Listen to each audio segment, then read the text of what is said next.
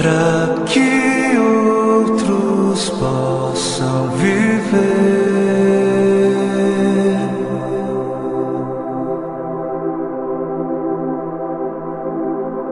para que outros possam sorrir. Vale a pena chorar, para que outros possam viver.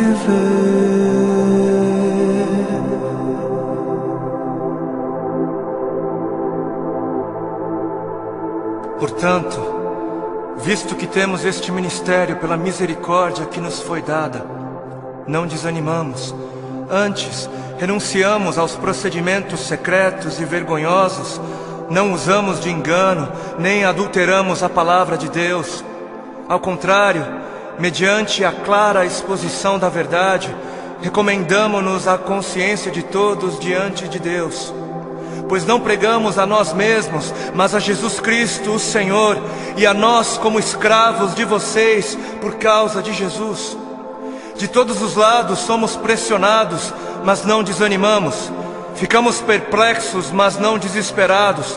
Somos perseguidos, mas não abandonados. Abatidos, mas não destruídos. Trazemos sempre em nosso corpo o morrer de Jesus, para que a vida de Jesus também seja revelada em nós.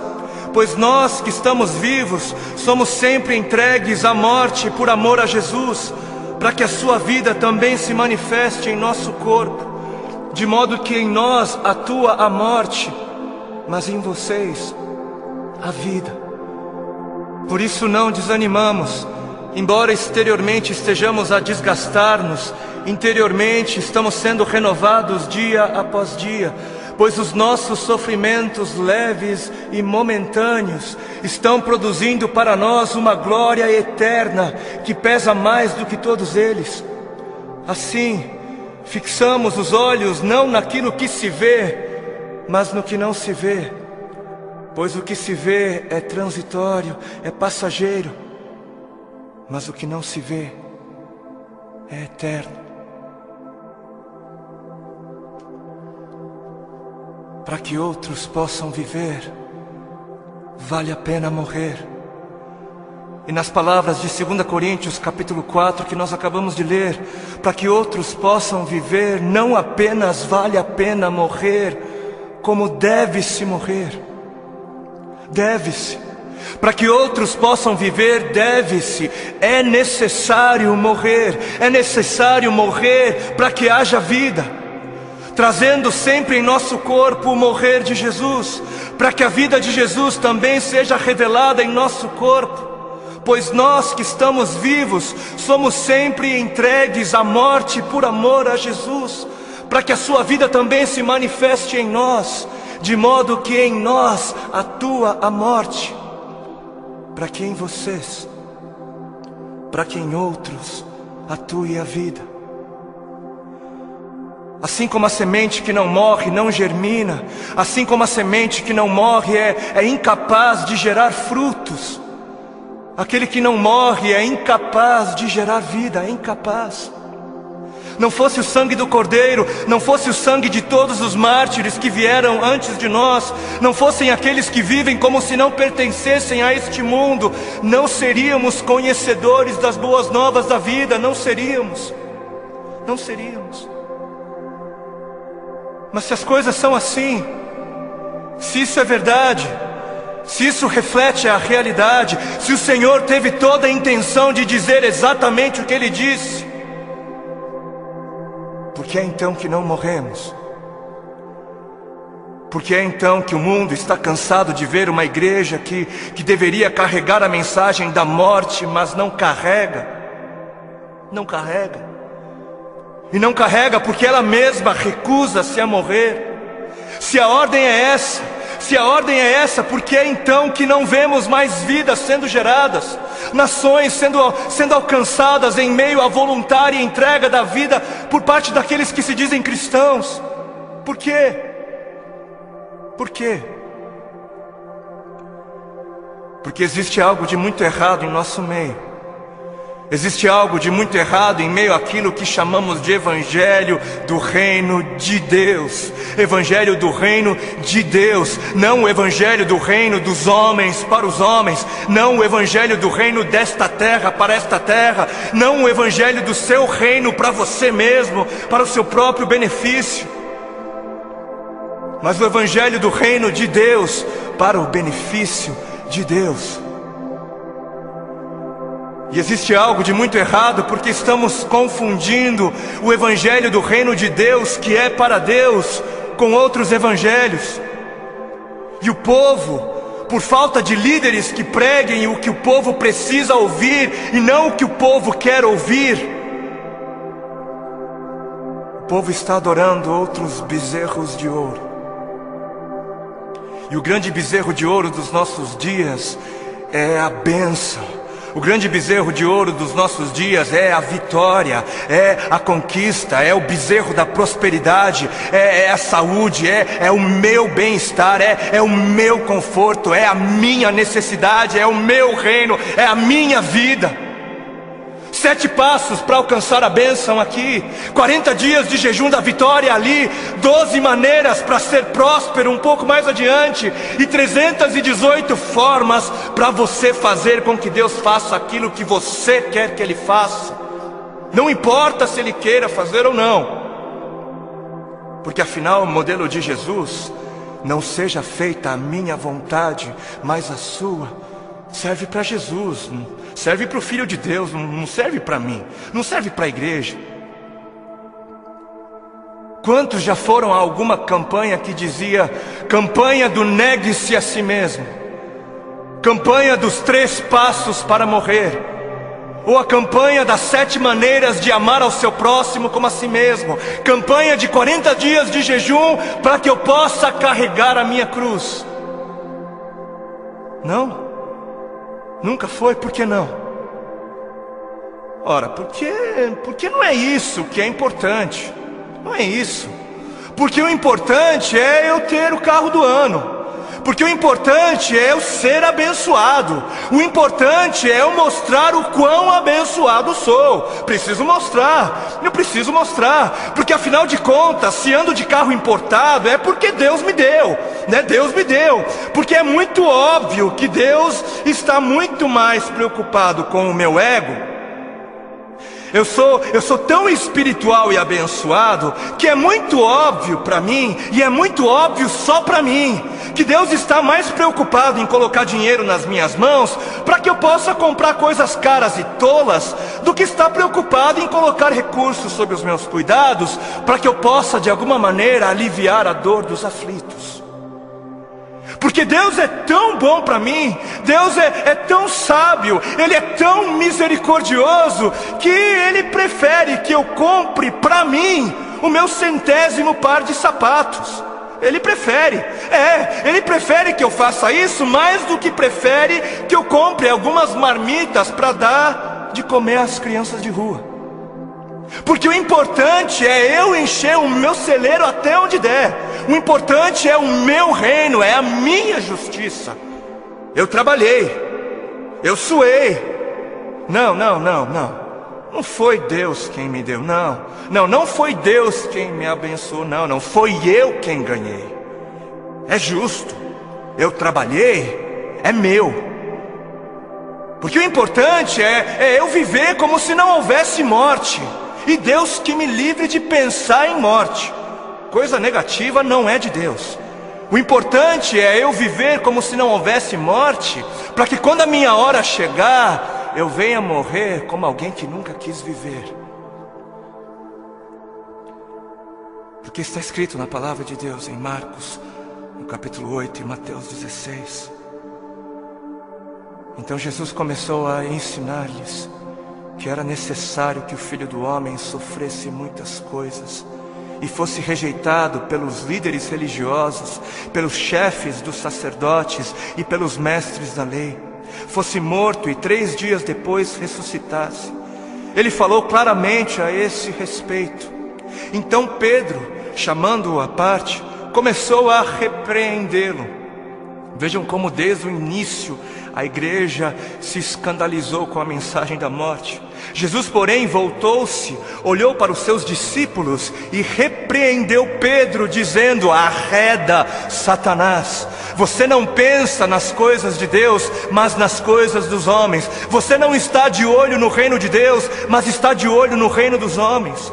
Então ele chamou a multidão e os discípulos e disse: se alguém quer vir após mim, negue-se a si mesmo, tome a sua cruz e siga-me.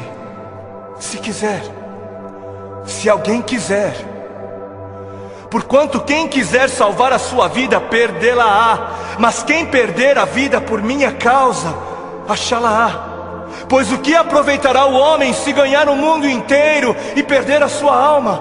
Ou o que dará o homem em troca da sua alma? Porque o Filho do Homem, o Filho de Deus, há de vir na glória de seu Pai. Ele há de voltar com os seus anjos, e então retribuirá a cada um conforme as suas obras.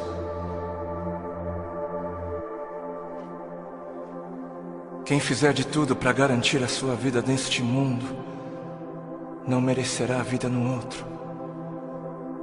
E quem fizer de tudo para garantir a sua vida no outro mundo, perderá a sua vida neste. Perderá o controle da sua vida neste mundo. Quem viver de olho nos tesouros deste mundo, receberá somente aquilo que este mundo é capaz de dar. Mas quem viver com os olhos fixos no tesouro eterno, este receberá, este haverá de receber aquilo que a eternidade tem para dar. Entendam algo. Sabem por que existem religiosos fanáticos que se matam, que se suicidam, que dão as suas vidas para serem destruídas? Sabem por quê? Porque eles estão pensando na eternidade, eles estão de olho na eternidade. E sabe por que você se recusa a negar-se a si mesmo e entregar o controle da sua vida a Deus? Porque você está pensando demais nesta vida. E mais, sabem por que é que estes fanáticos acabam dando as suas vidas? Porque eles passaram a vida toda, a vida inteira, ouvindo de seus mestres que morrer é algo valioso. Eles passaram a vida toda ouvindo de seus mestres que morrer é algo bom, é algo nobre, é algo honroso, que morrer gera vida. Gera vida. Mas e a igreja? Mas onde está a igreja? Onde está a voz profética? Onde estão os que pregam a verdade? Onde estão os que pregam morram? Onde estão os mestres de Deus a gritarem morram? Morram, para viver morram, por amor a Cristo morram, por amar a Deus acima de tudo morram. Onde estão? Por que os missionários moravianos se vendiam como escravos para poderem pregar aos escravos? Porque alguém lhes ensinou que esta vida não vale a pena ser vivida se não for vivida para Deus. Alguém lhes havia ensinado que para que outros pudessem viver, valia a pena morrer. Enquanto muitos parecem estar fascinados demais com mestres que pregam apenas vida nesta vida, mestres que distorcem o significado de vida em abundância. Apesar disso, existem alguns remanescentes, existem ainda alguns que se recusam a se prostrar diante dos bezerros de ouro, existem ainda alguns que se permitem ser afligidos por amor a Cristo. Alguns que entenderam a voz do Espírito de Cristo, do Cristo que deu o exemplo a ser seguido, não apenas em vida, mas na morte de cruz, e são capazes de dizer: já não sou eu quem vivo, mas Cristo vive em mim. Cristo vive em mim. Amados, a vida é para os que creem. E os que creem não têm medo da morte, não devem ter medo da morte. quem tem medo da morte não crê, e quem não crer não viverá. E eis que a morte é o maior medidor da fé. Os que morrem são os que creem. E termino com um texto bíblico que está em 2 Timóteo, capítulo 4, nos versículos 2 ao 4. Diz assim: pregue a palavra, pregue a palavra, esteja preparado a tempo e fora de tempo, repreenda, corrija, exorte com toda paciência e doutrina. Por quê? Porque chegará o tempo em que não suportarão a sã doutrina, chegará o tempo em que não suportarão os caminhos de Deus, os pensamentos de Deus. Ao contrário, sentindo coceira nos ouvidos, juntarão mestres para si mesmos, segundo as suas próprias cobiças. E estes se recusarão a dar ouvidos à verdade. Arrependam-se, porque está próximo o reino dos céus. A Bíblia, a palavra de Deus, tem uma mensagem para você. Deus tem uma mensagem para você. Uma mensagem de amor e de esperança. Uma mensagem que atravessou os séculos, que atravessou a história.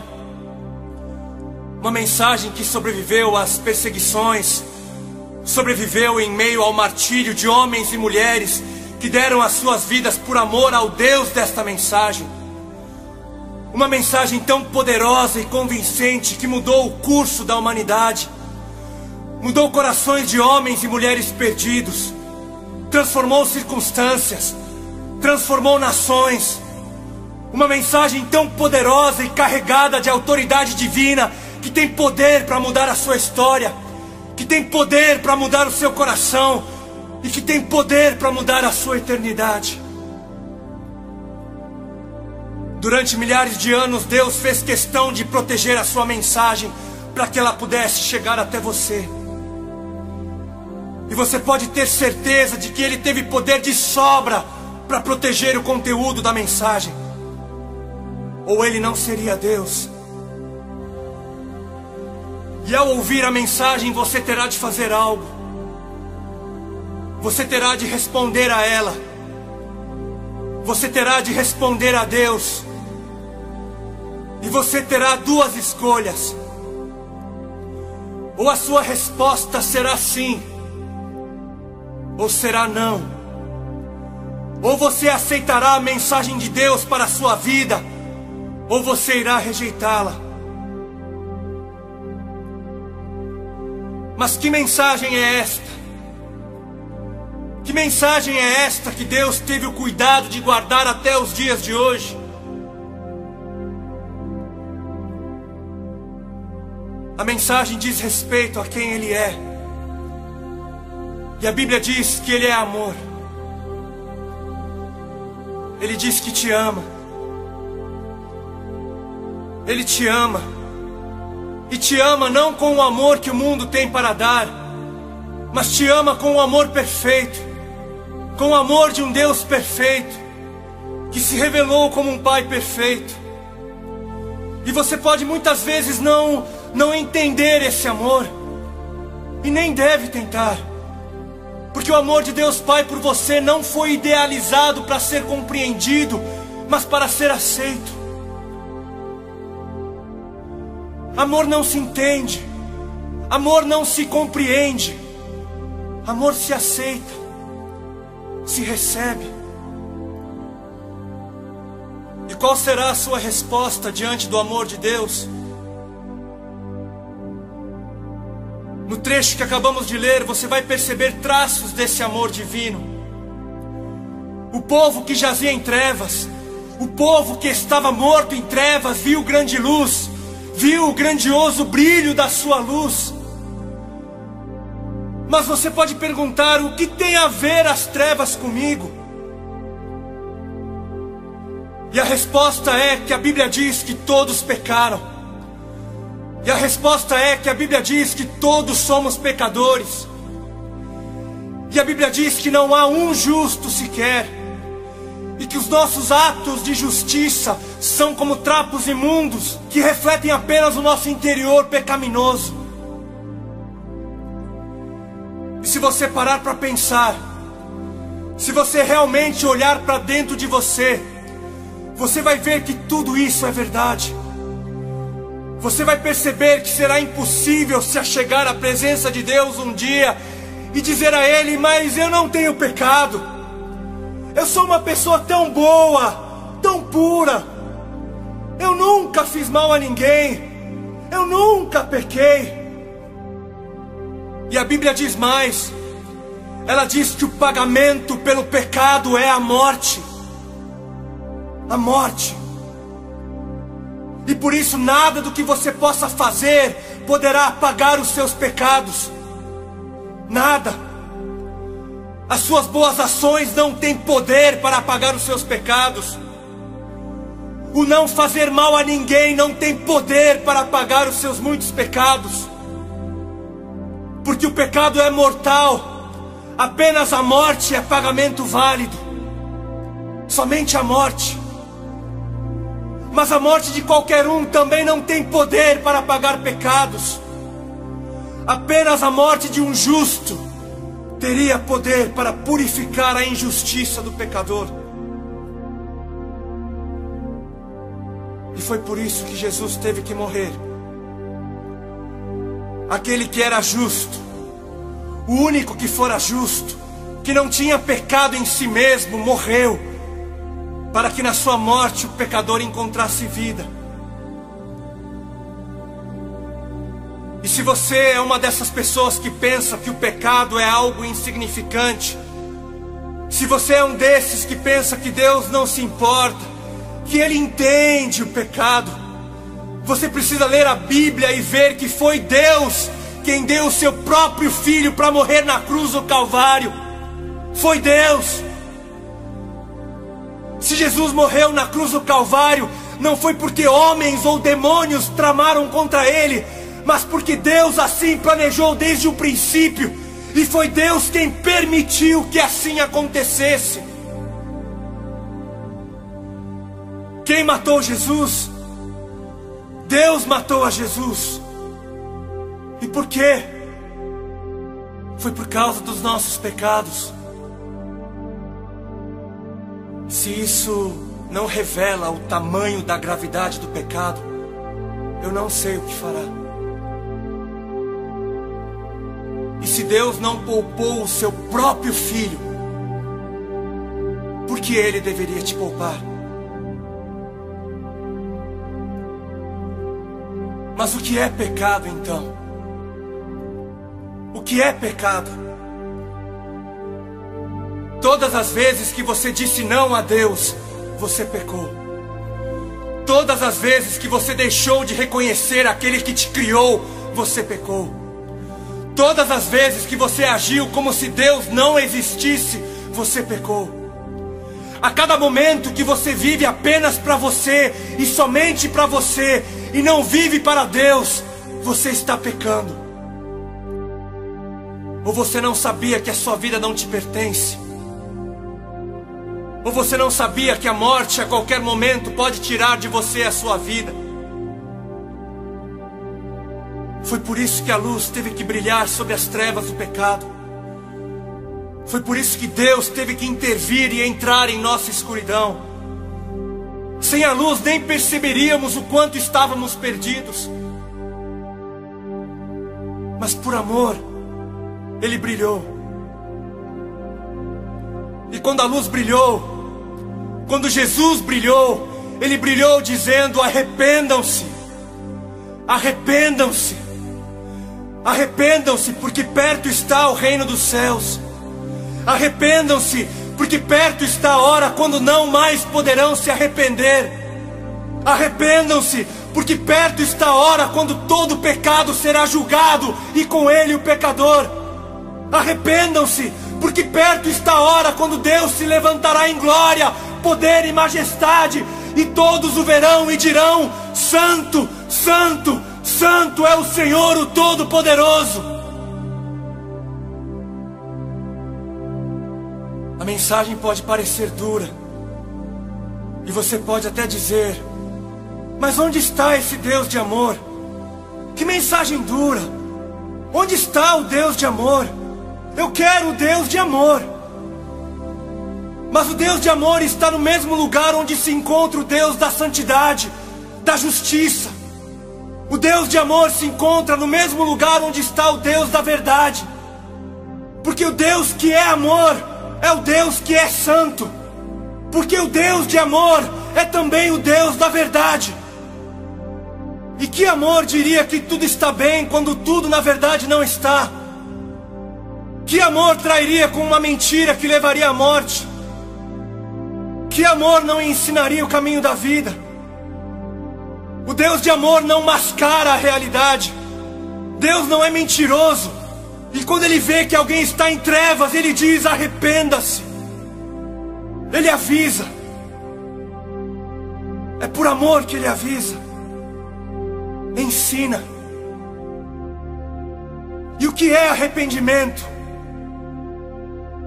Arrependimento não é remorso. Arrependimento não é peso na consciência. Arrependimento não é sentimento de culpa. Nada disso leva a mudança de vida. Arrependimento é uma mudança das trevas para a luz. Arrependimento é viver dizendo não ao pecado. Arrependimento é viver dizendo não para você mesmo. Arrependimento é viver dizendo sim para Deus.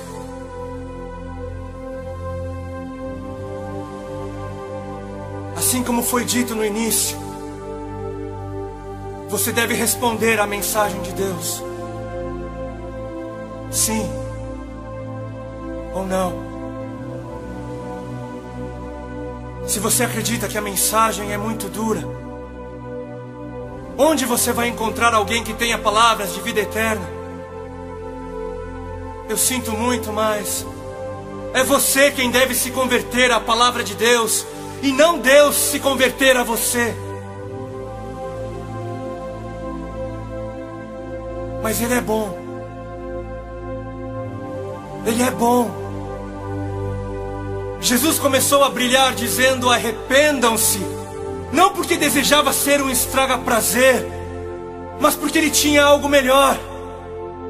Porque depois Ele iria dizer que perto estava o reino dos céus.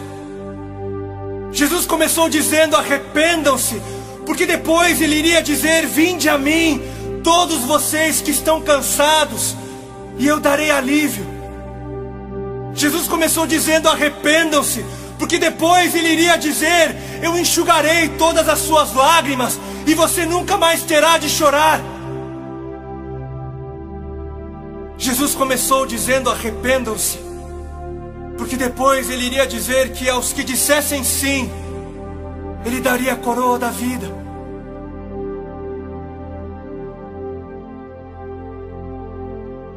E agora chegou o momento de você responder. Qual será a sua resposta diante de Deus?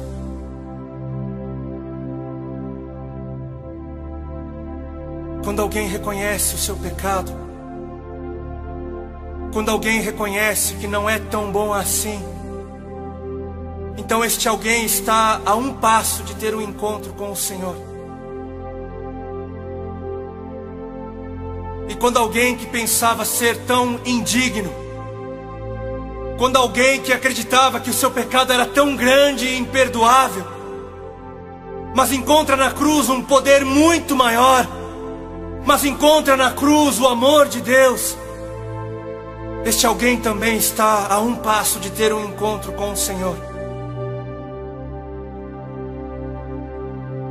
Se você é este alguém, venha para o Senhor. Ele vai te aceitar. Se você compreendeu, se você quer dizer sim a Deus, então venha. Arrependa-se e passe a viver dizendo sim a Deus. Arrependa-se e busque saber o que Deus tem a dizer em sua palavra. Arrependa-se e passe a viver junto com aqueles que disseram sim ao Senhor. Deus te abençoe.